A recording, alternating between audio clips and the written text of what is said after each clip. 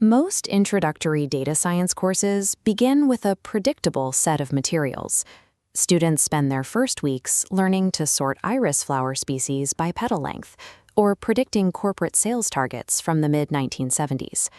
For those interested in the humanities or social sciences, this framing often feels detached from the subjects they care about.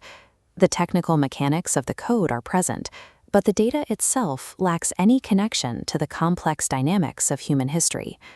There is a radical alternative to this approach. Instead of retail metrics, these statistical tools can track the lifespan of civilizations and identify the specific indicators that precede a total collapse. This is the foundation of cliodynamics, a field pioneered by researcher Peter Turchin. His team developed the Seshat Global History Databank, a massive repository that quantifies 5 millennia of human social organization, turning thousands of years of narrative history into structured, queryable data. Applying this technical toolkit to civilizational data changes the objective of the learning process.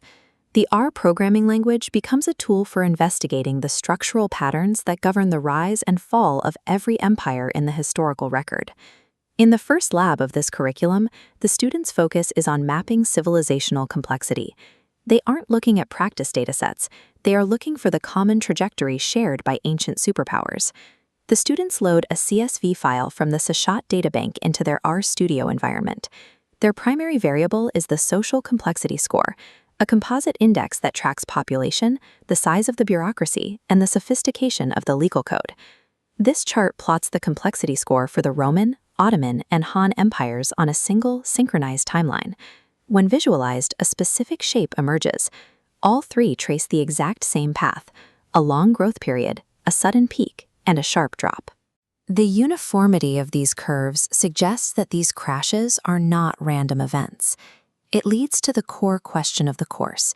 Is there a structural law that dictates the lifespan of a society? To investigate this, the students look to the work of Joseph Tainter. He argued that civilizations are problem-solving organizations that grow more complex to survive. Tainter's theory focuses on the point where that complexity becomes a liability. Early laws and departments solve problems, but eventually the cost of maintaining the bureaucracy exceeds the benefits it provides, forcing the system to consume its own resources to survive. The students test this by writing a facet wrap function in R. This splits the data into a grid, allowing them to view the complexity curves of dozens of different empires side by side. They then apply the geom_v_line function. This drops a hard vertical line onto each chart, marking the exact historical date of that empire's recorded collapse. In almost every panel on this grid, the complexity curve reaches its maximum point just before it hits the vertical collapse line.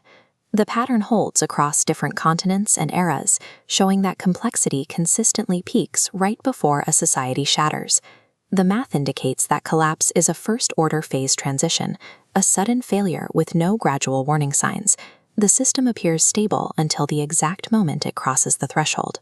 While the students are focused on these historical trends, their screens are filled with the reality of technical work. They use dplyr for data wrangling, master ggplot2 for data visualization, and process large-scale CSV files, all within a professional programming environment.